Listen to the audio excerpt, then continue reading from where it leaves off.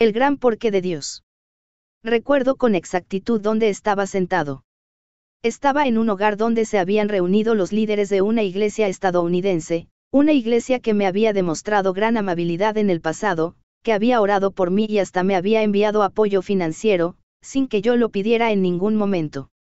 El pastor se sentó a mi derecha y un par de diáconos estaban sentados al otro lado de la sala de estar. Era un sábado por la noche y me habían invitado a predicar a la mañana siguiente en su iglesia. Mientras estábamos allí sentados, me preguntaron cómo nos iba a mí y a mi esposa. Les conté sobre el ministerio en barrios marginados en Nueva Orleans, donde vivíamos en ese entonces. Les conté acerca del ministerio entre hogares acosados por la pobreza y la violencia de las pandillas. Les hablé sobre el ministerio entre los hombres y las mujeres sin hogar que luchaban contra diversas adicciones.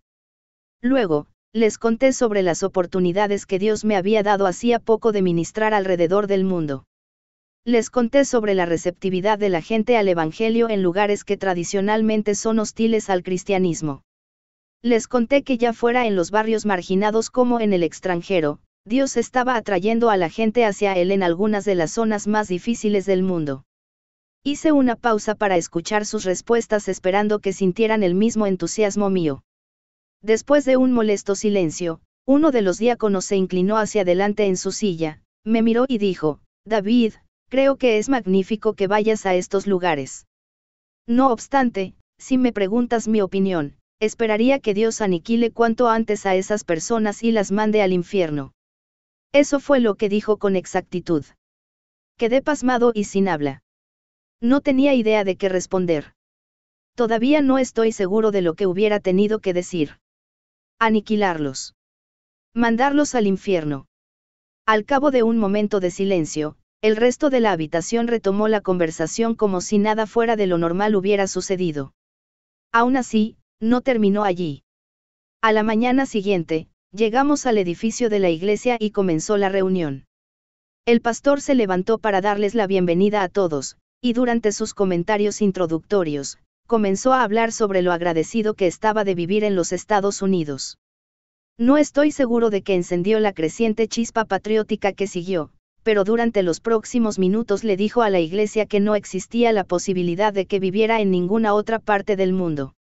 Los amén surgían a diestra y siniestra por toda la congregación. Inmersos en un celo nacionalista, esperaba que en cualquier momento Lee Greenwood estallara en canto en el fondo. Minutos después, me levanté para predicar sobre ir a todas las naciones con el Evangelio. Cuando terminé, bajé de la plataforma mientras el pastor subía para cerrar el servicio. Estas fueron sus palabras, hermano David, estamos muy entusiasmados por todo lo que Dios está haciendo en Nueva Orleans y en todas las naciones, y nos encanta que usted trabaje allí. Siguió adelante, además, hermano, le prometemos que continuaremos enviándole un cheque para que no tengamos que ir nosotros a esos lugares. No había terminado. Recuerdo que una vez, en la última congregación donde estuve, vino un misionero de Japón a hablar, dijo. Le dije a esa iglesia que si no le mandaban fondos financieros a ese misionero, oraría para que Dios enviara a sus hijos a Japón a trabajar con él. Increíble. El pastor acababa de amenazar a su congregación con el castigo de ir a las naciones. Continuó, y mi iglesia le dio a aquel hombre una computadora portátil y un montón de dinero. Al parecer, la amenaza había dado resultado. La reunión terminó, y subí al auto junto a mi esposa para conducir de vuelta a casa. Casi no podía creer las cosas que había escuchado. Diversas emociones me consumían, enojo, tristeza, desilusión, confusión. Sin embargo, cuando comencé a procesar lo sucedido durante las últimas 24 horas, me di cuenta de algo aterrorizador. Cabía la posibilidad de que este diácono y este pastor hubieran expresado lo que cree la mayoría de los cristianos de hoy en Estados Unidos, pero que no se animan a decir. Esto quizá parezca un poquito duro, pero considera la realidad.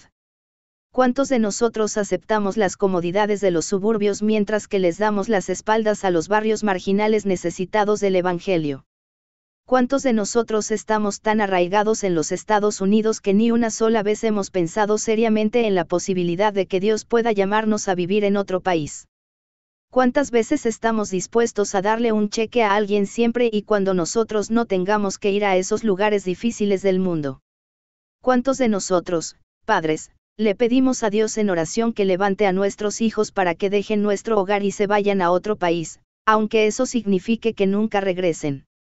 ¿Y cuántos de nosotros dedicamos nuestra vida a llevarle el Evangelio a la gente que vive en regiones hostiles alrededor del mundo donde los cristianos no son bienvenidos?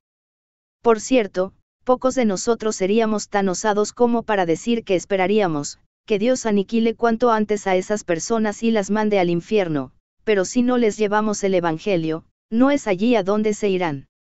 Mientras tanto, Jesús nos ordenó ir. Nos creó a cada uno de nosotros para que llevemos el Evangelio hasta los confines de la tierra y propongo que todo lo que sea una devoción menos radical a este propósito es un cristianismo antibíblico. Disfruta de su gracia, extiende su gloria. En primer lugar, considera el propósito de Dios al crearnos. Como Dios autosuficiente del universo, de seguro que Él no tenía necesidad alguna, entonces, ¿por qué nos creó? Lo último que quiero hacer es presumir de conocer a fondo la mente y las motivaciones de Dios. Ni tampoco quiero simplificar demasiado sus caminos. No obstante, parece que Dios nos dice por qué nos hizo. Existe un doble propósito que es evidente desde el comienzo de la historia. Por un lado, Dios nos creó para disfrutar de su gracia. A diferencia de todo lo demás que creó Dios, fuimos hechos a su imagen uno. Solo nosotros tenemos la capacidad de disfrutar a Dios en una íntima relación con Él. La primera palabra que usa la Biblia para describir esa relación es bendecir. Dios no bendijo al género humano por algún mérito o valor inherente a nosotros, sino por pura gracia. Dios creó a la humanidad para que disfrutara de su gracia. Sin embargo, allí no terminó la historia, porque por otra parte, en cuanto nos bendijo, Dios nos dio un mandamiento. Y los bendijo, Dios, con estas palabras: sean fructíferos y multiplíquense, llenen la tierra y sométanla. 2. Dios le dio su imagen al hombre por una razón, para que multiplicara su imagen en todo el mundo. Creó a los seres humanos, no solo para disfrutar de su gracia en una relación con Él, sino también para extender su gloria hasta los confines de la tierra. Bien simple.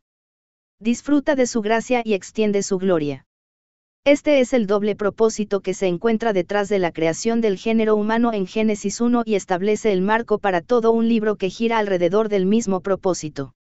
En cada género de literatura bíblica, y en cada etapa de la historia bíblica, se ve a Dios derramando su gracia sobre su pueblo para que su gloria se manifieste en medio de todos los pueblos.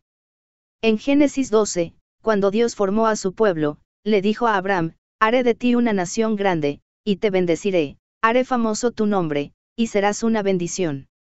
Luego, Dios conecta su promesa a Abraham con un propósito más profundo: por medio de ti serán bendecidas todas las familias de la tierra.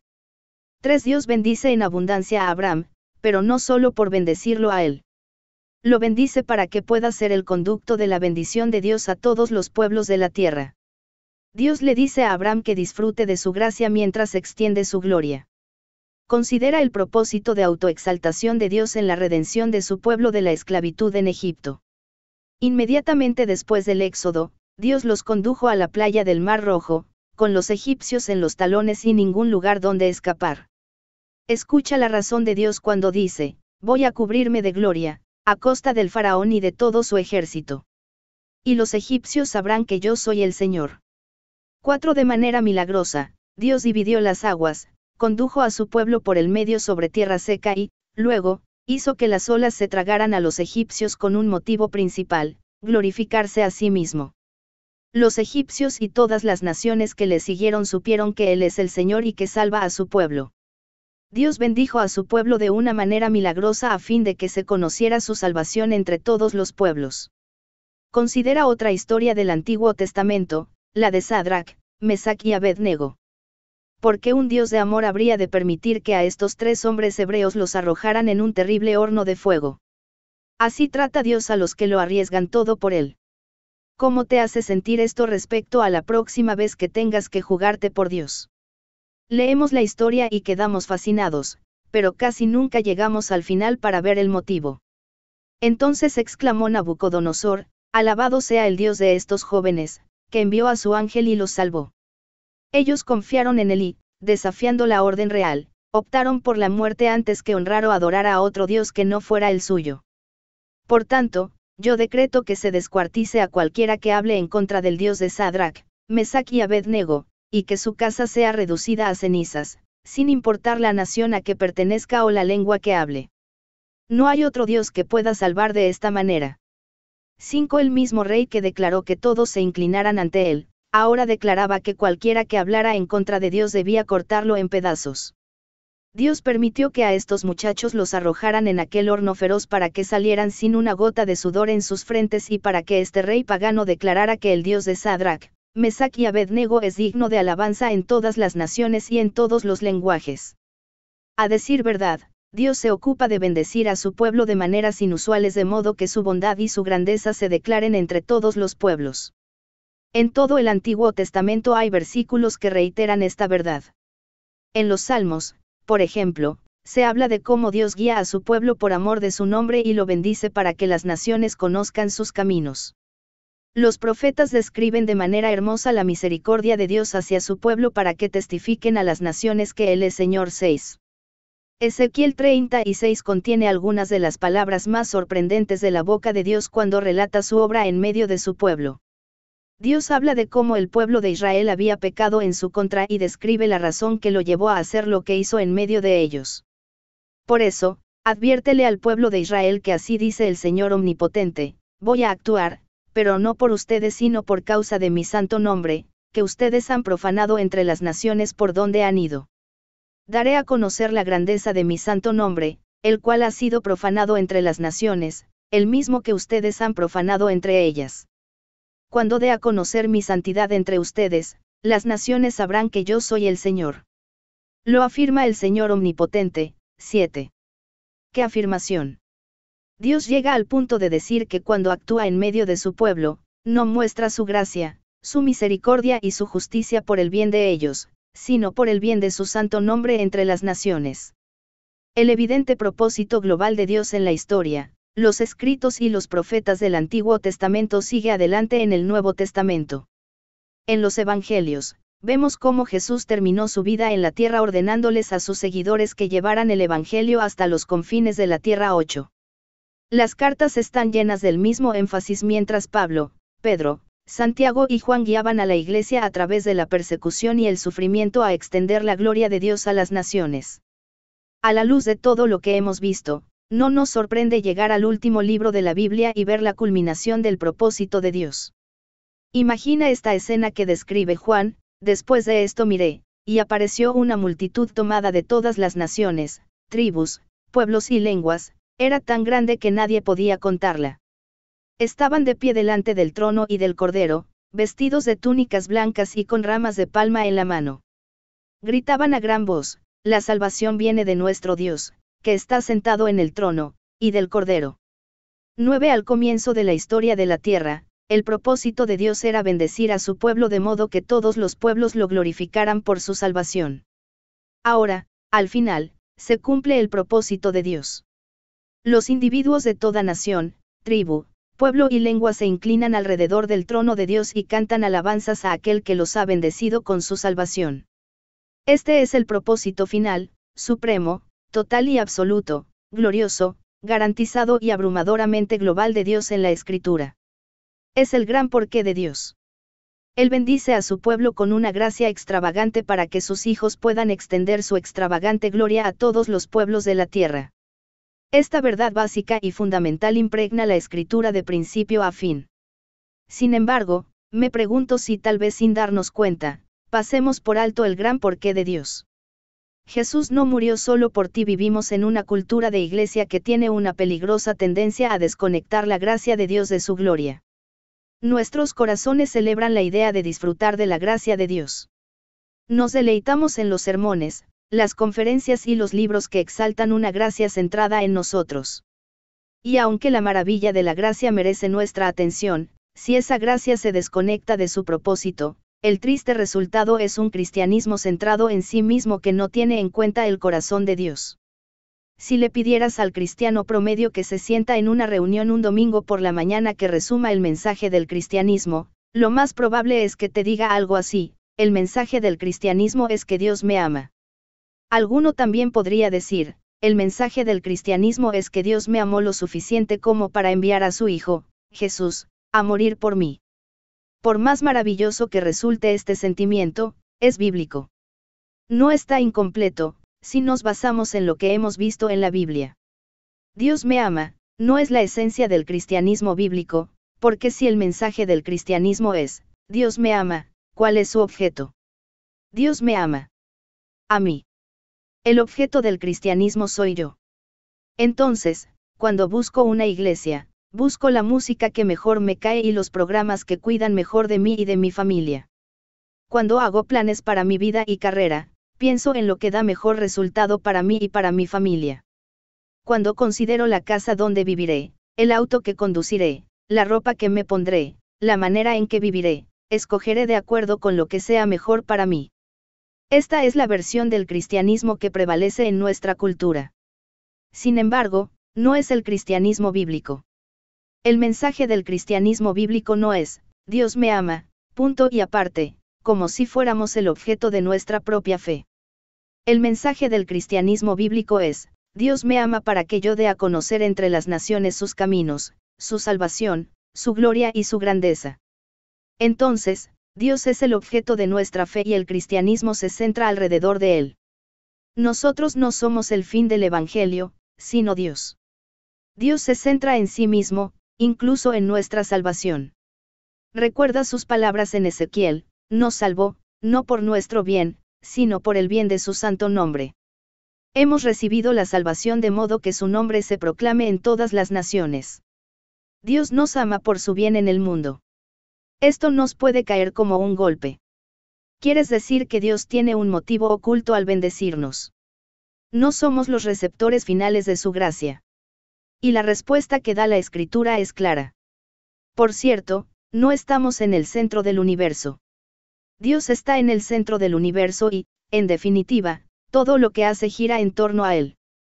Si esto es cierto, podemos preguntarnos si Dios es egoísta. ¿Cómo es posible que el propósito de Dios sea exaltarse a sí mismo? Es una buena pregunta y nos motiva a hacer una pausa hasta que nos hagamos la siguiente pregunta: ¿a quién más querríamos que exaltara? En el mismo momento en que Dios exalte a otro o a otra cosa, dejará de ser el gran Dios digno de toda gloria en todo el universo que es. Debemos guardarnos de las malas interpretaciones en este punto.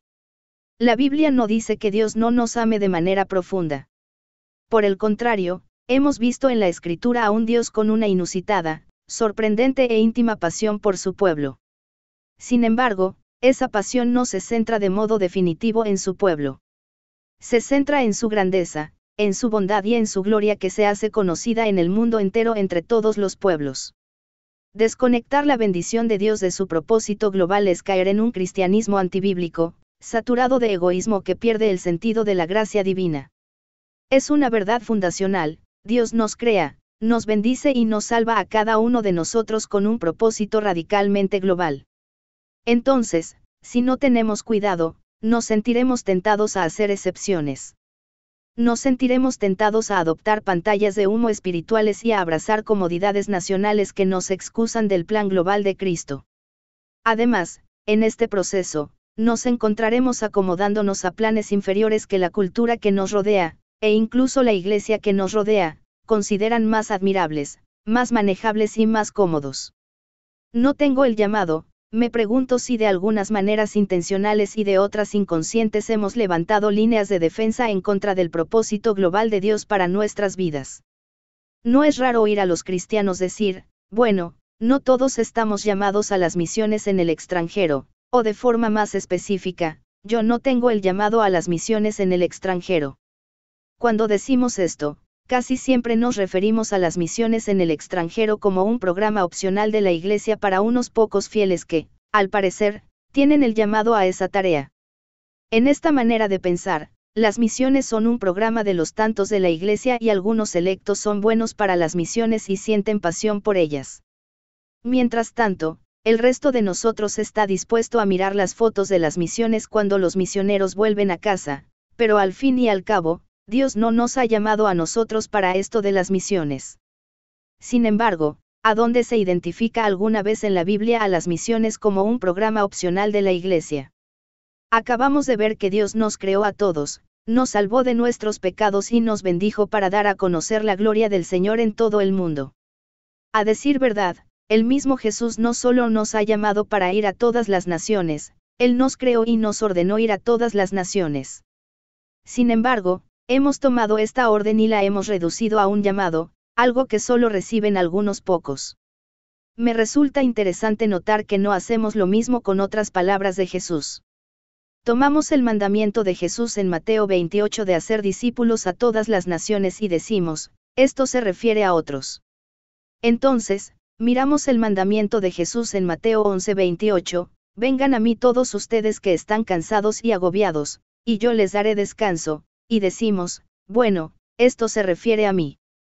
Tomamos la promesa de Jesús en Hechos 1:8, donde dice que el Espíritu nos guiará a los confines de la tierra y decimos, eso se refiere a algunos.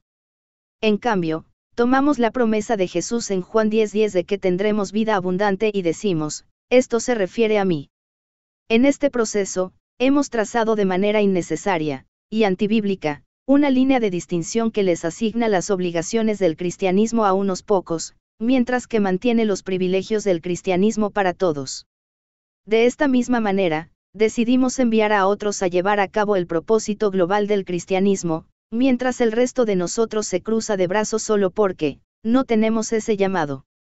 Ahora bien, sabemos que cada uno de nosotros tiene dones diferentes, habilidades diferentes, pasiones diferentes y distintos llamados de Dios. A ti y a mí Dios nos ha dotado de distintas maneras. Sin duda, esto sucedía con los discípulos. Pedro y Pablo tenían diferentes llamados. Sin embargo, se esperaba que cada seguidor de Cristo en el Nuevo Testamento, sin importar cuál fuera su llamado, asumiera la tarea de proclamar el Evangelio hasta los confines de la tierra. Por esta razón, Él les dio a cada uno de ellos su espíritu y a todos el mismo plan, hagan discípulos a todas las naciones. No sucede lo mismo hoy en día. Cuando me siento a almorzar con Steve, un hombre de negocios de nuestra familia de fe, es evidente que tenemos distintos llamados en nuestras vidas. Él es contador, yo soy pastor. Él tiene una gran habilidad con los números, yo no los soporto.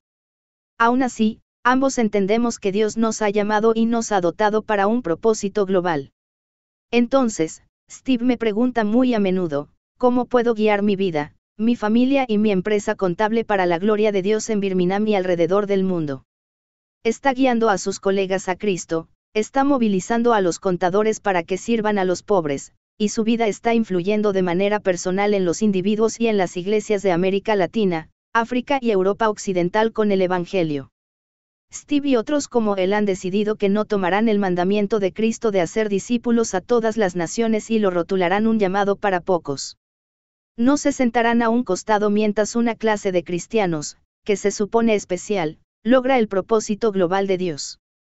Están convencidos de que Dios los ha creado para hacer conocer su gloria a todas las naciones y están entregando sus vidas para alcanzar ese propósito. En Romanos 1, 14-15, Pablo habla de ser deudor a las naciones. Literalmente dice, estoy en deuda con todos. El lenguaje es profundo. Pablo dice que tiene una deuda con cada persona perdida sobre la faz del planeta. Como pertenece a Cristo, le debe a Cristo al mundo. Toda persona que ha sido salva de este lado del cielo le debe el Evangelio a toda persona perdida de este lado del infierno. Le debemos a Cristo al mundo, desde el menor hasta el mayor, desde el más rico hasta el más pobre, desde la mejor persona hasta la peor. Estamos en deuda con las naciones. Sin embargo, en nuestro enfoque contemporáneo de las misiones, nos hemos quitado sutilmente de encima el peso de los perdidos y de un mundo que muere, nos hemos retorcido las manos con una santa preocupación y hemos dicho, lo lamento. No me han llamado para esto. El resultado es trágico. Una mayoría de los individuos que se supone que han sido salvos de la condenación eterna mediante el Evangelio, ahora se cruzan de brazos e inventan excusas para no testificarle del Evangelio al resto del mundo. y si no necesitamos cruzarnos de brazos y esperar el llamado a las misiones en el extranjero. Y si la razón misma por la cual tenemos aliento es que hemos sido salvos con una misión global. Y si este sentimiento inferior a una participación apasionada en las misiones globales no le está dando a Dios el lugar que merece al frustrar el propósito mismo por el cual nos creó. ¿Qué hay de las necesidades aquí? Es probable que la respuesta más común que surja entre los cristianos respecto al propósito global de Dios sea, ¿qué hay de las necesidades aquí? ¿Por qué debemos pensar en otras naciones siendo que en la nuestra hay tantas necesidades? Entre los cristianos en Birmingham, donde soy pastor, muchas veces oigo esta declaración en versiones diferentes: no necesito ir a todas las naciones, porque Dios me ha dado carga por los Estados Unidos. Otros pueden decir: Dios me ha dado carga por Birmingham. Estas oraciones aparentan ser espirituales, pero cuando las sondeamos, parecen más bien pantallas de humo. Son pantallas de humo, porque la mayoría de nosotros en realidad no está muy preocupado por las necesidades que lo rodean. La mayoría de los cristianos casi nunca habla del Evangelio, y la mayoría de las agendas de los cristianos no están cargadas de actividades para alimentar a los hambrientos, ayudar a los enfermos y fortalecer a la Iglesia en los lugares más necesitados de nuestro país. Además, aunque hagamos estas cosas, seguiríamos pasando por alto una verdad bíblica fundamental cuando decimos que tenemos carga por los Estados Unidos. Como hemos visto en toda la Escritura, Dios tiene carga por el mundo. Entonces, cuando decimos que tenemos carga por Estados Unidos, admitimos que tenemos un mísero 5% de la carga de Dios y estamos orgullosos por esto. Cuando decimos que tenemos carga por la ciudad donde vivimos, confesamos que tenemos menos del 1% de la carga de Dios. Sin duda, allí hay grandes necesidades. Sin embargo, debemos seguir insistiendo en dividir la Gran Comisión en una propuesta que sea una cosa o la otra. ¿Quién nos dijo que debemos escoger entre tener carga por los Estados Unidos o tener carga por el mundo? Basándonos en el propósito de Dios que hemos visto en la Escritura, el corazón de cada cristiano no debería consumirse en definitiva por la manera en que podemos dar a conocer la gloria de Dios a todo el mundo. Son 6.780 y 3.421.727 y siguen creciendo. Mientras escribo este capítulo, esta es la población del mundo. Según las estimaciones más liberales, alrededor de la tercera parte del mundo es cristiana. Estas estimaciones incluyen a todos los que se identifican como cristianos, ya sea desde el punto de vista religioso, social o político. Es probable que no todos sean verdaderos seguidores de Cristo. Entonces, aunque supongamos que lo son, nos quedan 4.000 millones y medio de personas que, si el Evangelio es cierto, en este momento están separadas de Dios por su pecado y, si nada cambia, pasarán la eternidad en el infierno. Repito, 4.000 millones y medio. Y en su mayoría viven fuera de Estados Unidos. A la luz de todo lo que hemos visto en la Escritura, de seguro que Dios nos ha dado la gracia para extender su gloria no solo a áreas de necesidad aquí, sino a áreas de necesidad alrededor del mundo. Ni aquí, ni allí, sino aquí y allí. En toda esta exposición sobre las misiones, puedes comenzar a pensar, bueno, seguramente no estás sugiriendo que todos debemos mudarnos al extranjero. Sin duda, eso no es lo que sugiero, aunque tampoco lo descarto por completo. Aún así, este es justo el problema. Hemos creado la idea de que si tienes carga por el mundo y sientes pasión por la misión global, debes mudarte a otro país. No obstante, si tienes carga por Estados Unidos y no sientes pasión por la misión global, te quedas aquí y apoyas a quienes van. Mientras tanto, en contraposición a esta idea, se encuentra la declaración de la Escritura de que sin importar dónde vivamos, aquí o en el extranjero, nuestro corazón debería consumirse con el deseo de dar a conocer la gloria de Dios a todas las naciones. Sé que es probable que haya algunos en la iglesia que pastoreo a quienes no les importaría si me voy a vivir a otra nación. Lo digo en broma, eso espero, pero después de todo, no es allí donde va la gente con pasión por el mundo. Sin embargo, es exactamente por eso que la iglesia que pastoreo no me abandona, mientras me tengan. Esto se debe a que, de tapa a tapa, la Biblia enseña que toda la iglesia, no solo individuos electos, sino toda la iglesia, está creada para reflejar toda la gloria de Dios en todo el mundo.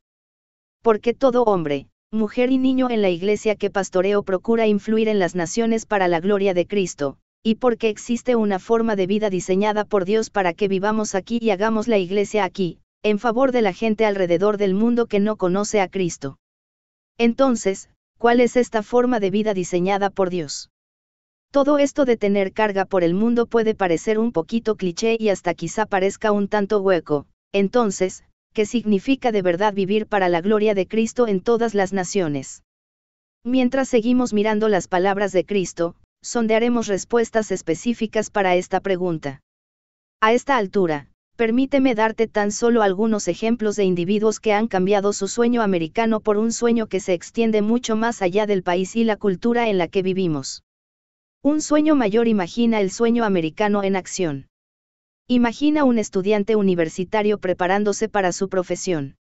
Durante toda su vida le han dicho que se esfuerce en la escuela a fin de poder ir a la universidad, obtener un título y construir una carrera. Con la cantidad adecuada de motivación, dedicación e intuición, puede llegar a ser alguien algún día. Entonces, se esfuerza por llegar a esa meta. O imagina un dotado hombre de negocios que ha alcanzado sus aspiraciones. Sus comienzos fueron humildes y se enfrentó a desafíos desmoralizadores, pero perseveró a través de largos días en la oficina y cortas noches en su hogar para llegar a la cima. Llegó allí más rápido de lo que pensaba, y aunque no siempre fue fácil, al final, piensa que valió la pena. Ahora vive en una gran casa en los suburbios con su esposa y sus hijos, un hombre realizado con todo lo que necesita. Por consiguiente, tenemos a la pareja casada que comienza su vida pasiva. En definitiva, la espera ha terminado y las opciones abundan. Acomodarse en una casa tranquila y retirada, o viajar a través del país. Renovar la casa o sacar una segunda hipoteca para comprar una en las montañas. Comprar un barco de pesca o tomar lecciones de golf. Los placeres que hoy pueden disfrutar son un monumento a los años de esfuerzo y trabajo que hicieron posible todo esto. Imagina estos casos frecuentes y, luego, pregúntate, ¿nos crearon para algo mucho mayor que esto? Permíteme presentarte a Daniel, un estudiante universitario como el que mencioné antes. Es miembro de nuestra familia de fe y acaba de recibirse con honores de ingeniero mecánico en una universidad cercana. Al salir de la universidad, se le presentaron dos ofrecimientos atractivos: tomar un empleo con un salario altísimo en una planta de energía nuclear o recibir una beca para completar la maestría y el doctorado en ingeniería. Aceptar cualquiera de estas dos ofertas no hubiera estado nada mal, pero hace 2 años, Daniel vino a la fe en Cristo. El centro de toda su vida pasó al uso de la gracia de Dios para glorificar al Señor. Por lo tanto, rechazó las dos opciones que tenía ante sí y, en cambio, se fue a trabajar con un programa de ingeniería diseñado para ayudar a las comunidades empobrecidas alrededor del mundo. Su padre me escribió un correo electrónico poco tiempo después de que Daniel tomara esta decisión diciendo: Daniel se ha separado de manera muy radical de mi sostenido y tradicional sistema de valores. He criado a mis hijos con sólidos valores cristianos y, como es natural, he esperado que se aferren al llamado de la oportunidad y se establezcan en una vida familiar productiva. Sin embargo, en el resto de la carta, su padre describía lo orgulloso que está de que su hijo hubiera renunciado a las ambiciones de este mundo para llevar el Evangelio a lugares y personas que les son desconocidos. Y Dios ha sido fiel con Daniel. Hace algunas semanas, me encontré con él en mi oficina y me contó sobre las oportunidades sin precedentes que Dios le está dando en América, África y Asia, a medida que persigue el mayor sueño que tuviera jamás. Además, permíteme presentarte a Jeff, un hombre de negocios como el que mencioné antes, que subió por la escalera del éxito y, entonces, se dio cuenta de que el éxito en el reino de Dios implica descender, no ascender. Como joven profesional, escaló las alturas del éxito en nuestra cultura casi de todas las maneras concebibles. Dejaré que cuente su historia con sus propias palabras, en extractos de un discurso que dio a otros ejecutivos de su compañía durante una de sus conferencias. Mi carrera ha sido un remolino total con mayores éxitos de lo que jamás había anticipado. Pago más de impuestos de lo que esperaba ganar en todo un año. He sido increíblemente bendecido. Pude lograr que mi esposa se quedara en casa, sin necesidad de trabajar. Luego, compramos la casa de nuestros sueños, en el preciso vecindario donde siempre habíamos deseado vivir. Compré el BMW, compré una gran casa en la playa y tuvimos vacaciones increíbles. Como si esto fuera poco, crecía en un negocio que me encantaba de verdad, en una industria que me apasiona. Sin embargo, algo le faltaba a mi vida y no podía imaginar qué era. Desde los 7 años era cristiano, pero a lo largo de mi búsqueda de negocios y éxito, de algún modo sustituí la búsqueda del Señor por perseguir cosas y éxito. Entonces, el año pasado sucedió algo que cambió mi vida. Me encontraba en un basurero en Tegucigalpa, Honduras. Vi a hombres, mujeres y niños que vivían allí mientras buscaban comida y refugio. Humillado ante la realidad de estos padres que criaban a sus hijos en un basurero, llegué al límite cuando vi a una mujer embarazada de 8 meses que se acercaba hacia mí, mientras buscaba comida. No pude decidir qué era peor, si que el bebé se hubiera concebido en un basurero o que fuera a nacer allí. En medio de esta escena, Dios me preguntó, ¿qué harás con lo que te he dado? ¿Cómo usarás tu influencia, tu liderazgo y tus recursos en el mundo que te rodea? Por primera vez, Jeff se dio cuenta de que Dios tenía un propósito mayor para su vida que la búsqueda de más éxitos y bienes. Entonces, decidió apartarse del sueño americano. Todavía tiene su negocio y gana muchísimo dinero, pero no para engrandecerse a sí mismo. Él y otros 2 hombres en nuestra familia de fe han comenzado un ministerio que trabaja con las iglesias locales alrededor del mundo a fin de proveer agua potable en comunidades donde mueren miles de personas cada día a causa de enfermedades evitables que se transmiten en el agua. Juntos, están descubriendo lo que conversamos en el capítulo anterior: Dios está entregado a proveerles abundantes recursos a quienes viven de acuerdo con su propósito. Por último, permíteme presentarte a Ed y Patty. Al entrar en la década de los 70, se les presentaron muchísimas opciones para hacer juntos al jubilarse. Como respuesta, escogieron un camino poco común. Este año, entre julio y octubre, Ed y Patty estuvieron en su casa solo un total de 11 días. No estuvieron porque se encontraban prestando auxilio en ciudades y pueblos que habían sufrido inundaciones en Estados Unidos. Los 2 viajaron a Nigeria y Ed viajó a Sri Lanka, donde cocinó para los hambrientos en medio de la lucha de los rebeldes. Ed me contó que, por lo general, Patty viaja con él, pero que no le gusta dormir debajo de los camiones en medio de la lucha de los rebeldes, así que no viajó con él a Sri Lanka. Una vez, Ed me dijo, ¿qué otra cosa haré con mi jubilación? Quiero hablarle del Evangelio a la mayor cantidad de gente posible. Si conocieras a Daniel, Jeff, Ed o Patty, no verías nada extraordinario en ellos. Son personas sin pretensiones que han logrado diversos niveles de éxito en este mundo. Aún así, todos tienen esto en común: creen que les crearon para algo más que para dar vueltas como cristianos en el sueño americano. Creen que el propósito de sus vidas es más profundo que tener un lindo trabajo, criar una familia decente, vivir de manera confortable y asistir a la iglesia hasta el final. Creen que Jesús los ha llamado a un plano muy superior y les ha dado un sueño mayor. Creen que Dios les ha mostrado mucha gracia para poder usarla en la realización de su propósito glorioso, global y que exalte su nombre, el propósito que fue principal desde el comienzo de los tiempos, y no quieren conformarse con nada menos que una entrega radical a ese propósito. El impacto en el mundo entonces, ¿cómo funcionaría esto en tu vida? Al explorar lo que significa una entrega radical a Cristo, te invito a que solo dejes que tu corazón quede atrapado, quizá por primera vez, por la posibilidad bíblica de que Dios ha diseñado un propósito global y radical para tu vida. Te invito a que dejes de lado los razonamientos inferiores que puedan impedirte alcanzar este propósito. Te invito a que consideres conmigo lo que significaría para todos nosotros, pastores y miembros de la iglesia, hombres de negocios, abogados y médicos, consultores y constructores, maestros y estudiantes, profesionales en ejercicio y madres que se quedan en casa para criar a sus hijos, gastar toda nuestra vida en favor de toda la gloria de Dios en todo el mundo. Sé que parece idealista. Impactar en el mundo. Sin embargo, también, no parece bíblico. Dios nos ha creado para alcanzar con nuestras vidas un propósito radicalmente global y que le exalte a Él hasta lo sumo. La definición formal de impacto es: contacto contundente entre dos cosas, y Dios ha diseñado nuestra vida para chocar contra el mundo.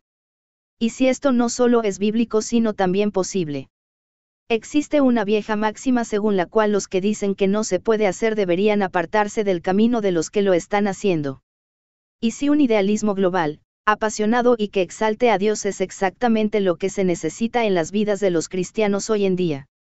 Y si estos cristianos radicales se juntaran en comunidades de fe llamadas iglesias que estuvieran rendidas al propósito para el pueblo de Dios que ha sido primordial desde el comienzo de los tiempos. Tal vez, solo tal vez, juntos podríamos ver el logro de ese propósito.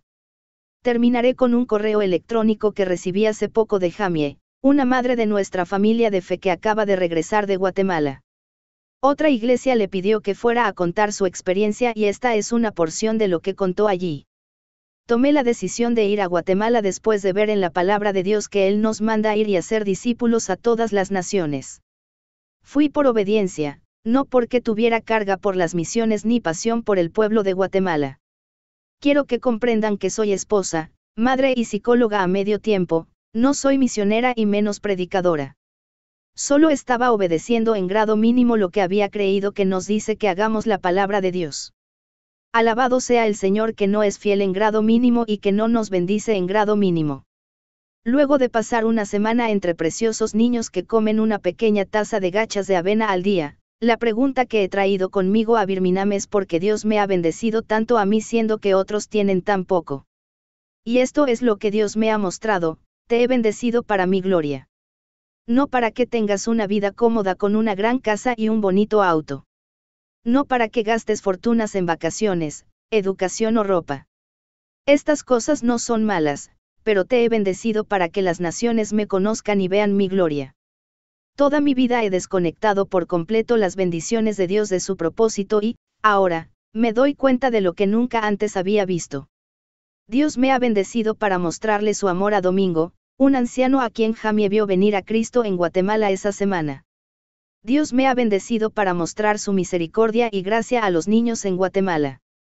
Para esto Dios me ha dado ingresos, educación y recursos. Dios me salvó para que las naciones lo conozcan. Me bendice para que toda la tierra vea su gloria. La comunidad que se multiplica. En un día sofocante de noviembre, me encontraba sentado en medio del vasto paisaje africano, sorbiendo té caliente con mi amigo Bullen. Estábamos rodeados por edificios dañados en una tierra devastada por 20 años de guerra civil. Lo que solía ser una próspera comunidad en Sudán, ahora había quedado carbonizada y entristecida. Miles y miles de hermanos y hermanas en Cristo de Bullen murieron a su alrededor a manos de un régimen musulmán militante. Y también eran nuestros hermanos. A Bullen lo habían separado de su familia cuando era niño y creció por su cuenta en Sudán. Sin embargo, al mirar su rostro oscuro y delgado ese día, me sorprendió la sonrisa contagiosa que brillaba cada vez que hablaba. Conversamos sobre cómo Dios había obrado en la vida de Bullen al traerlo a confiar en Cristo cuando no podía confiar en ninguna otra cosa. Conversamos sobre lo que Dios estaba haciendo en cada uno de nosotros y hablamos sobre los planes que Dios tenía para el futuro. En medio de esa conversación, Bullen bajó de sus labios la taza de té caliente, me miró a los ojos y dijo: David, impactaré al mundo. Una declaración interesante. Aquí estaba, un hombre en la sabana africana, prácticamente sin recursos. Un hombre que no había visto gran cosa del mundo más allá de los pueblos que lo rodeaban. Un hombre que, a juzgar por todas las apariencias externas, no tenía mucha esperanza de cambiar su suerte en la vida. Bullen, ¿cómo piensas impactar al mundo? Pregunté. Haré discípulos de todas las naciones, dijo. Así que impactarás al mundo haciendo discípulos de todas las naciones. La sonrisa se expandió de inmediato por su rostro. ¿Por qué no? Preguntó. Luego, volvió a sorber su té. Jamás olvidaré esas 3 palabras. ¿Por qué no? Esa noche, mientras estaba acostado bajo el techo de paja de una choza de barro, no podía apartar de mi mente la pregunta de Bullen. La hizo con una pasión muy inocente e idealista. No solo era lo bastante optimista como para pensar que de verdad podía influir en el mundo que lo rodeaba, sino que también estaba lo bastante confiado como para saber de la manera que lo haría. De verdad creía que al obedecer el mandamiento de hacer discípulos, impactaría al mundo. En este capítulo, quiero proponer que el plan que Bullen identificó para su vida es el mismo que Jesús identificó para cada uno de nosotros. Sin importar en qué país vivamos, qué habilidades poseamos, qué clase de educación tengamos, ni qué clase de salario ganemos, Jesús nos ha mandado a cada uno de nosotros que hagamos discípulos y este es el medio por el cual impactará al mundo. Por cierto, Jesús nos ha invitado a unirnos a Él en la misión sorprendentemente sencilla de esparcir el Evangelio a todas las naciones gastando nuestras vidas por el bien de otro y para la gloria de Dios. El siguiente paso en el último capítulo, vimos nuestra necesidad de conectar la bendición de Dios con su propósito. Estoy en deuda con mentores y colegas, pastores y escritores que me han ayudado a comprender la naturaleza global de Dios que gira alrededor de sí mismo. Al mismo tiempo, me preocupa la ambigüedad general que ha existido en el cristianismo contemporáneo respecto al siguiente paso. Hemos visto que Dios nos bendice para que su gloria se conozca en todas las naciones. Sin embargo, queda pendiente una pregunta de suma importancia. ¿Cómo damos a conocer la gloria de Dios a todas las naciones? Si Dios nos ha dado su gracia para que podamos llevar el Evangelio hasta los confines de la tierra, ¿cómo lo hacemos? Salimos a las calles y comenzamos a proclamar la gloria de Dios de alguna manera. Todos debemos ir a otras naciones. Si vamos, ¿qué hacemos al llegar allí? ¿Qué forma adquiere todo esto en nuestra vida diaria? En este sentido, Jesús tiene mucho para enseñar. Si quedáramos librados a nosotros mismos en la tarea de llevar el Evangelio al mundo, de inmediato comenzaríamos a planear estrategias innovadoras y a elaborar complicados esquemas. Organizaríamos convenciones, desarrollaríamos programas y crearíamos fundaciones. Conseguiríamos los nombres más sobresalientes para atraer a las multitudes más destacadas a las actividades más importantes. Comenzaríamos megaiglesias y auspiciaríamos megaconferencias. Haríamos lo que hacemos hoy en día. Sin embargo, Jesús es muy diferente a nosotros. Con la tarea de llevar el Evangelio al mundo, anduvo por las calles y los caminos poco frecuentados de Israel buscando a unos pocos hombres. No me entiendas mal, Jesús no era un improvisado respecto a su misión. Estaba iniciando una revolución, pero su revolución no giraría en torno a las masas ni las multitudes, sino alrededor de unos pocos hombres. No giraría en torno al mérito de alguna posición ganada.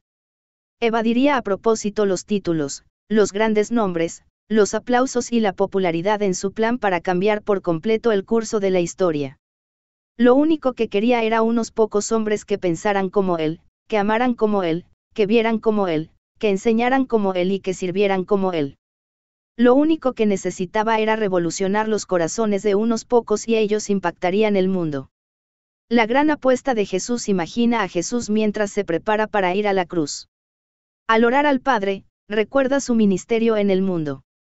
Comienza diciendo, yo te he glorificado en la tierra, y he llevado a cabo la obra que me encomendaste. 1. Luego, describe esa obra. Lo que nos conmueve es que cuando Jesús resume su obra en la tierra, no comienza reviviendo todos los grandes sermones que predicó ni toda la gente que vino a escucharlo. No habla de los milagros asombrosos que realizó al darles vista a los ciegos, al hacer que los paralíticos caminaran y al alimentar a miles de personas con el mínimo de comida. Ni siquiera menciona la resurrección de muertos. En cambio, habla repetidas veces del pequeño grupo de hombres que Dios le había dado en este mundo. Ellos eran la obra que Dios le había dado. De manera muy literal, eran su vida. Cuando lees Juan 17, no puedes evitar sentir la intensidad del afecto que Jesús tenía por este grupo de discípulos y la seriedad de la inversión que había hecho en sus vidas. Considera esta muestra de la oración de Jesús al Padre respecto a sus discípulos: a los que me diste del mundo les he revelado quién eres. Todo lo que yo tengo es tuyo, y todo lo que tú tienes es mío, y por medio de ellos he sido glorificado. Mientras estaba con ellos, los protegía y los preservaba mediante el nombre que me diste. Ahora vuelvo a ti, pero digo estas cosas mientras todavía estoy en el mundo, para que tengan mi alegría en plenitud. Y por ellos me santifico a mí mismo, para que también ellos sean santificados en la verdad. 2. Jesús vivió por ellos. Durante su ministerio terrenal, pasó más tiempo con estos 12 hombres que con todas las personas del mundo una al lado de la otra. Cuando lo piensas, esto es sorprendente de verdad. Al final del tiempo del Hijo de Dios en esta tierra, había apostado todo a sus relaciones con estos 12 hombres. En medio de su oración, hasta mencionó al que se había perdido, Judas. Entonces, ahora quedamos en 11. Estos 11 hombres eran el pequeño grupo con la responsabilidad de llevar adelante todo lo que había comenzado Jesús. Luego de su oración en el aposento alto, Jesús fue a la cruz y murió allí. Más tarde, se levantó de la tumba y se les apareció a sus discípulos. Mateo 28 capta uno de los momentos finales de Jesús con ellos. Los 11 se reunieron a su alrededor y Jesús dijo: «Se me ha dado toda autoridad en el cielo y en la tierra. Por tanto, vayan y hagan discípulos de todas las naciones, bautizándolos en el nombre del Padre y del Hijo y del Espíritu Santo, enseñándoles a obedecer todo lo que les he mandado a ustedes. Y les aseguro que estaré con ustedes siempre, hasta el fin del mundo». Después de pasar a propósito su vida en la tierra junto a estos 11 hombres, Jesús les dijo: «Ahora ustedes vayan y hagan lo mismo con los demás». La mega estrategia de Jesús: hacer discípulos. Todos y cada uno de los seguidores de Cristo, cualquier cristiano puede hacer esto. No necesitas alguna habilidad desmedida ni poco común para hacer discípulos. No necesitas ser un pastor exitoso ni un líder carismático para hacer discípulos. No necesitas ser un gran comunicador ni un pensador revolucionario para hacer discípulos. Por eso Jesús dice que todo cristiano debe hacerlo. Una de las consecuencias involuntarias de las estrategias contemporáneas de la Iglesia que giran alrededor de las actuaciones, los lugares, los programas y los profesionales es que, en alguna parte del camino, la gente queda fuera del cuadro. Sin embargo, de acuerdo con lo que dijo Jesús, la gente es el método de Dios para ganar el mundo para sí mismo. Gente que Jesús ha transformado de manera radical. Gente que no está marginada y que se sienta en una silla los domingos mientras mira a los profesionales que se ocupan del ministerio. Gente que recibe capacitación los domingos para participar en el ministerio todos los días de la semana. Gente que tiene las características y la libertad para hacer precisamente lo que hizo Jesús y lo que nos dijo que hagamos: hacer discípulos. Gente como Jim y Kathy. Se sientan en la primera fila en nuestro culto todas las semanas, pero no están al margen en la iglesia. Tienen un negocio y ven su lugar de trabajo como una plataforma para hacer discípulos. El año pasado, 16 compañeros de trabajo vinieron a la fe en Cristo. Y no obedecen a Cristo solo en los Estados Unidos. Jim proporciona capacitación en pequeños negocios a los hombres en la empobrecida Tanzania, mientras Kathy les enseña a las mujeres negocios que pueden llevar adelante desde sus hogares. Hace poco, Jim me dijo: «Las cosas no podrían ir mejor. Mi corazón desborda de alabanza a Dios que me eligió para obrar en mí y en mi familia». O gente como Robert, un exitoso hombre de negocios de nuestra comunidad. Después de un reciente estudio que hicimos sobre hacer discípulos, Robert me dijo que en todos los años que estaba en la iglesia nunca había entendido la responsabilidad y el privilegio que tenía de impactar a las naciones para la gloria de Cristo. Entonces, eso es lo que hace ahora. Robert y su esposa auspician un pequeño grupo en su hogar todas las semanas donde llevan a parejas jóvenes a Cristo y les ayudan a crecer en sus relaciones con Él. Han movilizado a estas parejas para que participen en ministerios en nuestra ciudad, desde las comunidades hispanas de bajos recursos hasta los indigentes que viven en las calles en el centro de la ciudad. También ha llevado a estas jóvenes parejas al extranjero, para lo cual los ha equipado y preparado a fin de enseñarles los principios de un matrimonio centrado en el Evangelio a otras parejas en diferentes contextos alrededor del mundo. ¿Qué hay de Holly? Es una joven madre que hace poco dejó un cómodo trabajo en los suburbios para enseñar en una escuela en un barrio marginado. Sin embargo, no solo enseña a estudiantes, invierte en familias a las que les lleva el Evangelio. Me contó de una familia a la que visitó hace poco, una madre soltera que trabaja a tiempo completo a la vez que asiste a la escuela, con 5 hijos de entre 3 y 15 años. Esta madre calienta la casa con el horno y como no le resulta fácil conseguir muebles, sus hijos comparten las camas. Holly movilizó a su pequeño grupo para servir a esta familia y ahora están en el proceso de llevarles camas y otras pertenencias. Ah, y de paso, mientras escribo, Holly y su esposo, John, están preparando líderes de la iglesia en Sudán. Este es el cuadro. El plan de Cristo no depende de tener los programas adecuados ni de contratar a los profesionales apropiados, sino de ser las personas pertinentes y de construir una comunidad de gente así, que comprende que todos estamos capacitados para llevar adelante el propósito de Dios para nuestras vidas.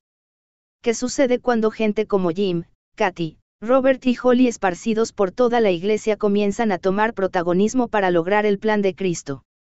Pronto, comienzan a darse cuenta de que a todos los crearon para impactar a las naciones para la gloria de Dios. Entonces, ¿cómo lo hacemos? Si hacer discípulos es el plan de Cristo y es accesible, al igual que lo esperado de todos nosotros, ¿cómo lo hacemos? Si lo piensas, es sorprendente que no tengamos una clara comprensión de lo que significa hacer discípulos. Este es el último mandamiento registrado que Jesús les dio a sus seguidores antes de dejar la tierra. Es la misión central que Cristo le dio a su iglesia antes de partir al cielo. No obstante, si les preguntaras a los cristianos qué significa hacer discípulos, es muy probable que te encontraras con pensamientos confusos, respuestas ambiguas y hasta algunas miradas en blanco. Así estaba yo, y en algún sentido, todavía estoy. Cuanto más leo los evangelios, más me maravillo ante la genial sencillez de lo que hacía Jesús con sus discípulos. Mi mente tiende a vagar en busca de sueños grandiosos y estrategias intrincadas, y me quedo pasmado al ver a Jesús caminando de manera sencilla, deliberada, sistemática y paciente junto a 12 hombres. Jesús hace que recuerde que los discípulos no se producen en serie. Los discípulos de Jesús, los seguidores de Cristo genuinos, comprometidos y sacrificados, no se hacen de la noche a la mañana. Hacer discípulos no es un proceso fácil. Es fatigoso. Es complicado. Es lento, tedioso y hasta doloroso algunas veces. Tiene todas estas características porque se basa en relaciones. Jesús no nos ha dado una fórmula fácil que se sigue paso a paso para impactar a las naciones para su gloria. Nos ha dado gente y nos ha dicho, vivan para ellos. Ámenlos, sírvanlos y guíelos. Guíelos para que me sigan y guíelos para que lleven a otros a seguirme. En este proceso, multiplicarán el Evangelio hasta los confines de la tierra. Para ver lo que esto implica, consideremos una vez más esas palabras de despedida de Jesús a sus discípulos, y a ti y a mí. Debemos ir y hacer discípulos a todas las naciones. Luego, debemos bautizarlos en el nombre del Padre, del Hijo y del Espíritu Santo. Y debemos enseñarles a obedecer todo lo que mandó Jesús. Todo esto trae como resultado la multiplicación de gente que disfruta de la gracia de Dios y extiende su gloria por el mundo. El Evangelio y la calle Bourbon en primer lugar, conforme a lo que dijo Jesús, para hacer discípulos es necesario ir. Es necesario llevarles el Evangelio a las personas a donde viven, trabajan y juegan. Hacer discípulos no es un llamado para que los demás vengan a oír el Evangelio, sino que es un mandamiento a ir y entregarles el Evangelio. Es un mandamiento a vivir y hablar el Evangelio en todo momento y en todo contexto donde nos encontremos. Cuando mi esposa y yo nos mudamos a Nueva Orleans, enseguida me encontré fuera de contexto. La ciudad de Nueva Orleans no se parece a ningún otro lugar, y el barrio francés es peculiar en especial. La calle Bourbon, en particular, es una parte de la ciudad que tiene gran diversidad demográfica. Recuerdo la primera vez que caminé por el corazón del barrio. Había hombres y mujeres de todos los estratos de la vida que entraban y salían de bares y restaurantes. Vi parejas adineradas que salían a dar un paseo junto a hombres y mujeres sin hogar, que vivían en la calle. Vi lo que parecía ser una mezcla de heterosexuales, homosexuales, bisexuales y travestis todos en unas pocas cuadras. Una de las zonas más famosas del barrio francés se llama Jackson Square. Ubicado frente a una gran catedral católica romana, este parque siempre está lleno de gente, tanto del lugar como turistas. Hay muchos artistas callejeros y mesas donde se echan las cartas del tarot y se leen las palmas de las manos, hay adivinos y practicantes de vudú. Una pareja de amigos y yo comenzamos a considerar cómo comunicar el Evangelio en el barrio francés. Mientras mirábamos todas las mesas donde la gente esperaba sentarse para que les leyeran la palma de la mano o le dijeran la suerte, decidimos ponernos en acción. Entonces, un día, trajimos nuestra propia mesa. Justo al lado de la reina del vudú de Nueva Orleans, pusimos nuestra mesa, la cubrimos con un mantel y colocamos velas, acomodamos sillas a un lado y al otro y sostuvimos un cartel que decía, se lee el futuro gratis. La gente se acercaba a la mesa y se sentaba con una expresión de curiosidad en el rostro. Me dirá el futuro. Se lo garantizo, le respondíamos. Nos sentimos tentados a pedirles que extendieran las palmas de las manos, pero decidimos que eso era ir demasiado lejos. Entonces, comenzamos haciéndoles un par de preguntas simples. Estas preguntas estaban pensadas para establecer que en sus vidas había pecado, de modo que pudiéramos mirarlos y decirles, su futuro no es muy prometedor. Luego, comenzábamos a decirles cómo podía cambiar el futuro debido a la obra de Cristo en la cruz. Esto terminó provocando algunos diálogos interesantes, pero en poco tiempo, nos dimos cuenta de que para llevar el Evangelio al barrio francés se necesitaría mucho tiempo y un montón de trabajo. Por ejemplo, al encontrarnos con las personas que vivían en la calle, pronto descubrimos que estaban acostumbrados a oír el Evangelio o, al menos, una versión de él. Era común que tuvieran en la mano un tratado o que estuvieran llenos de condenación por su estilo de vida pecaminoso. La mayoría de las veces, la persona que les había hablado del Evangelio había desaparecido al minuto siguiente. Cuando comenzamos a hablar del Evangelio, la gente en el barrio francés supuso que éramos como todos los demás. Entonces, cuando volvimos al día siguiente, a la semana siguiente, a la otra semana siguiente y a la otra semana siguiente, las cosas empezaron a cambiar en ellos, y en nosotros. Comenzamos a pasar mucho tiempo en ese barrio. Cada vez que podíamos, llevábamos comida. No teníamos mucho dinero y la comida más económica que podíamos encontrar eran los tacos de Burger King. No me preguntes por qué Burger King vendía tacos, pero eran baratos, así que comprábamos una bolsa llena y nos dirigíamos al barrio. Estos tacos, y el pollo frito que llevamos después, nos proporcionaban la oportunidad de sentarnos en las calles de Nueva Orleans y comenzar a entablar relaciones. Pudimos empezar a escuchar sobre la vida de la gente, sus circunstancias, sus historias, sus familias, sus sueños y sus luchas. Además, empezamos a contar nuestras historias, a hablar de nuestras familias, de nuestros sueños y de nuestras luchas. Uno a uno, estos hombres y estas mujeres sin hogar comenzaron a venir a la fe en Cristo.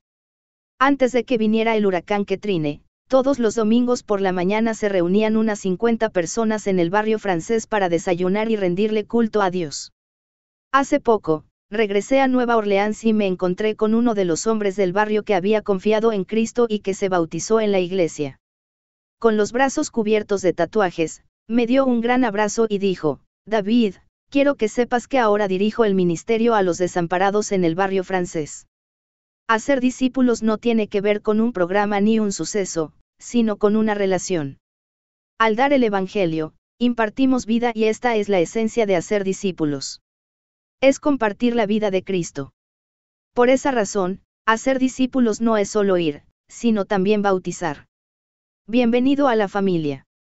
El bautismo es la representación pública, clara y simbólica de la nueva vida que tenemos en Cristo. Como se ilustra en el bautismo, hemos muerto en Cristo, muerto a nuestro pecado y a nosotros mismos, y hemos resucitado a una nueva vida con Él. 4. El bautismo también representa nuestra identificación unos con otros en la iglesia. Nos une como hermanos que tienen en común la vida de Cristo. 5.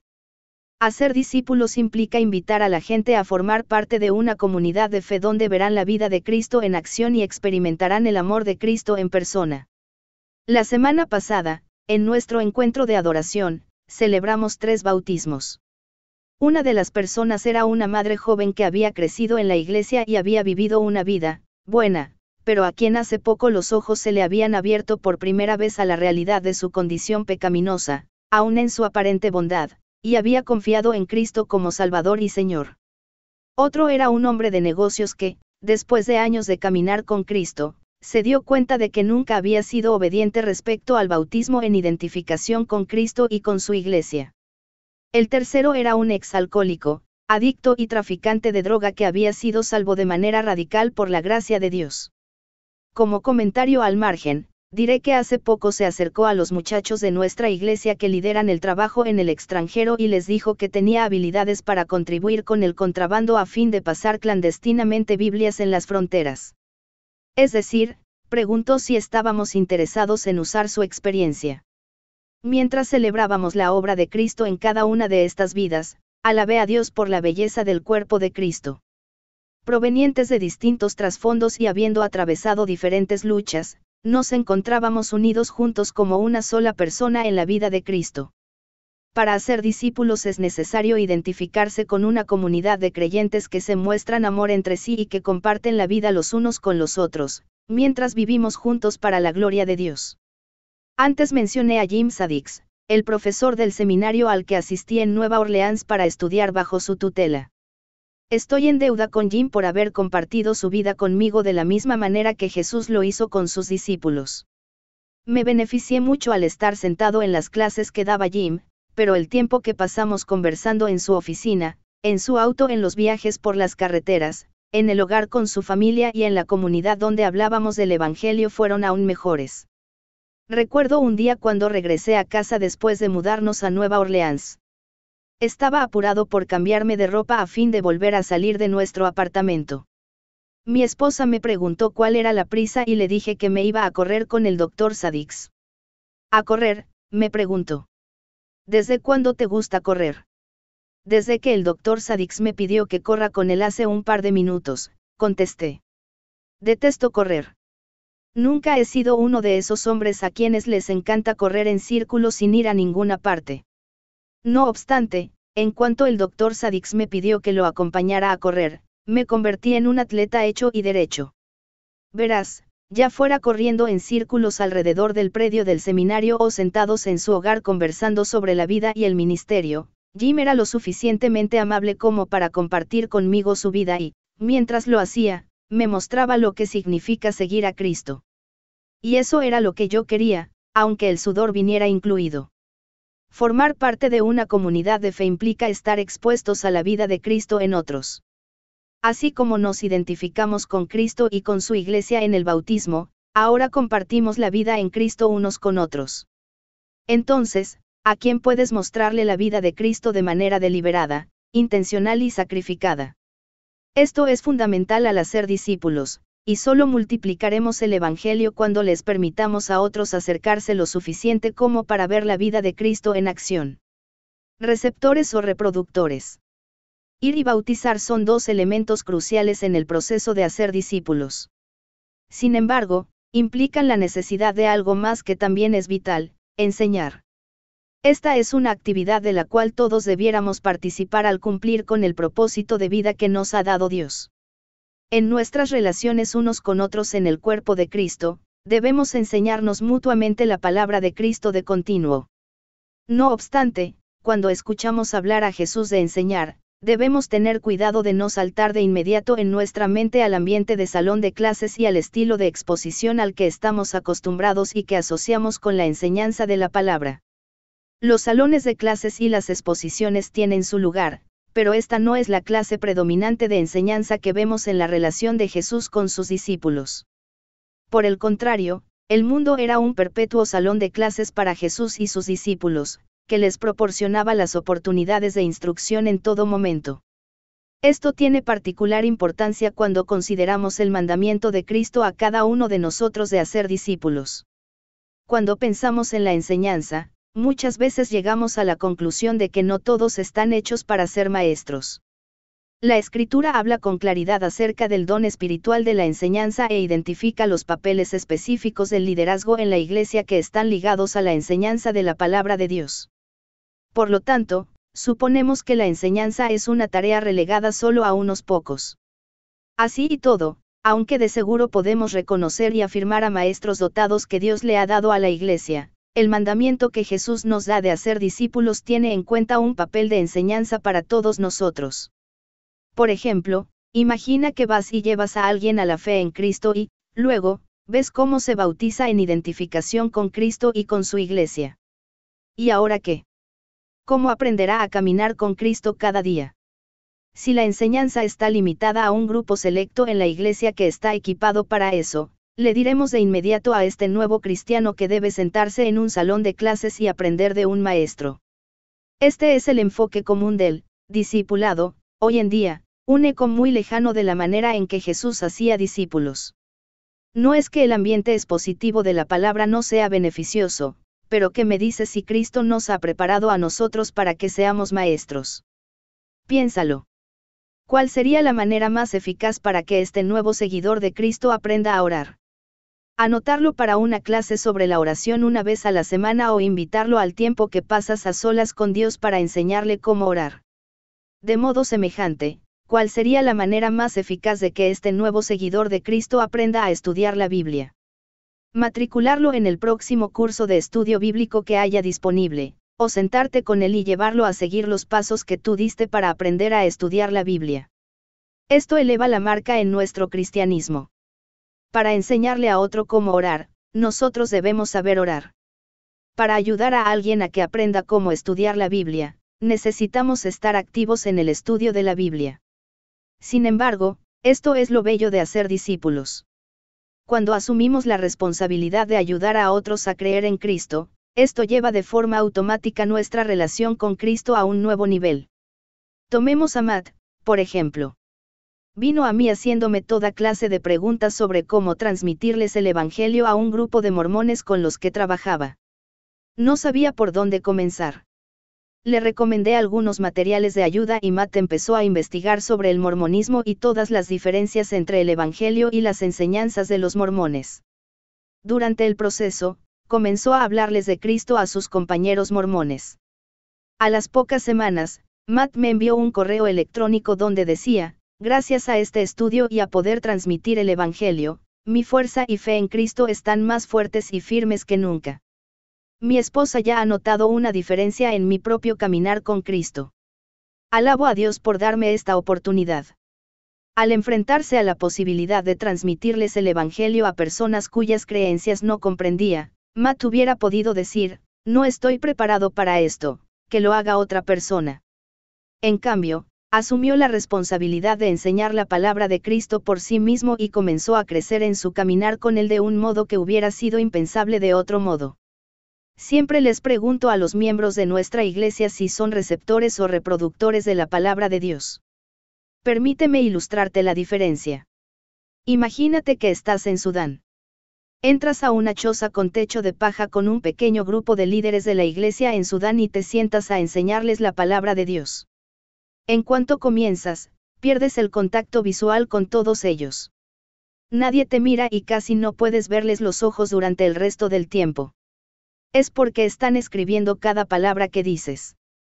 Luego, se te acercan y dicen: Maestro, tomaremos todo lo que hemos aprendido de la palabra de Dios, lo traduciremos a nuestros lenguajes y lo enseñaremos en nuestras tribus.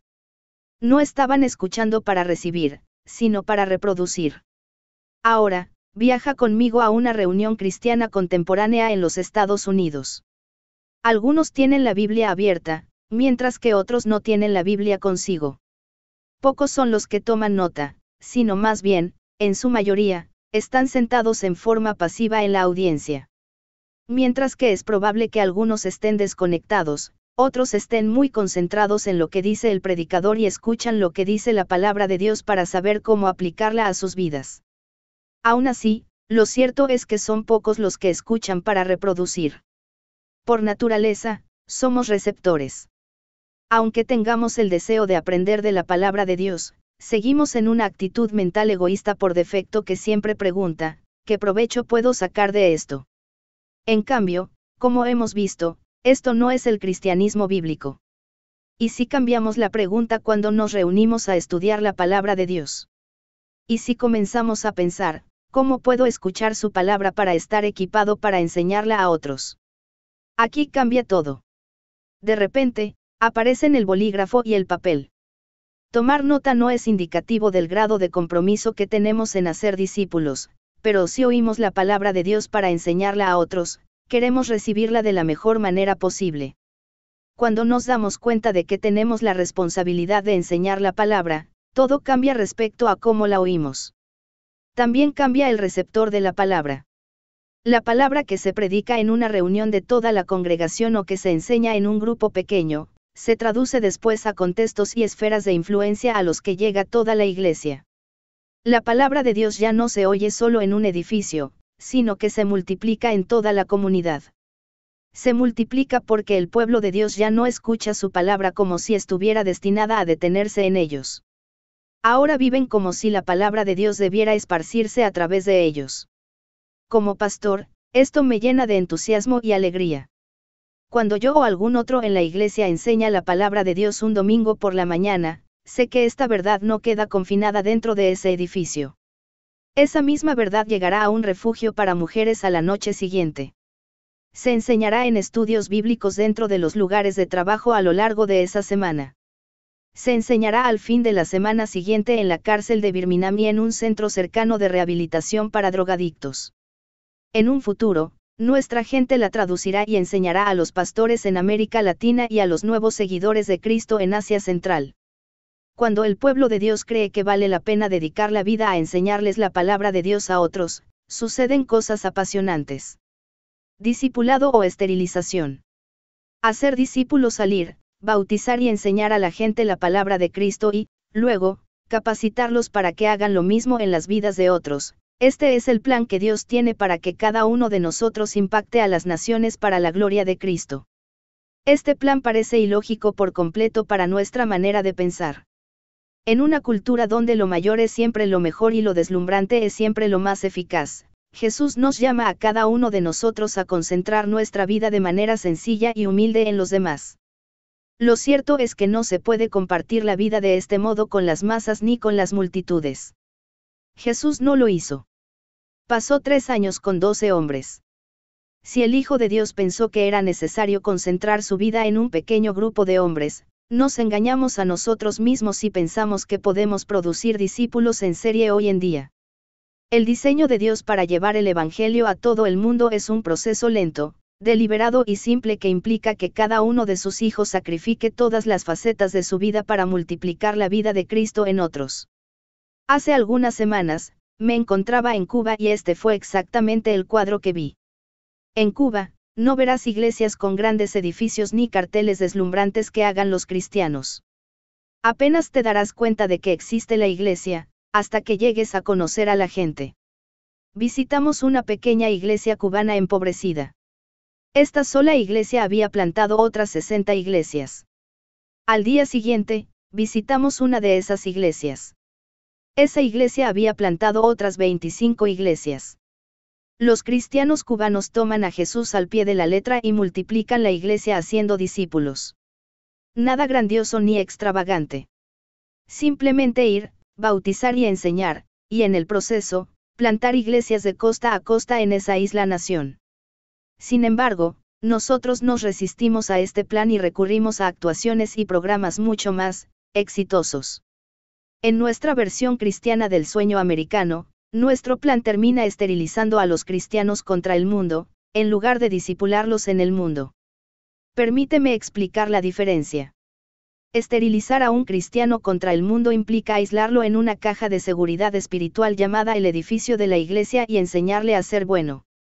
En esta estrategia, el éxito de la iglesia se define según lo grande que sea el edificio que tienes para albergar a todos los cristianos, y el objetivo es reunir la mayor cantidad de personas posible durante un par de horas todas las semanas en ese lugar donde estamos aislados de las realidades del mundo que nos rodea.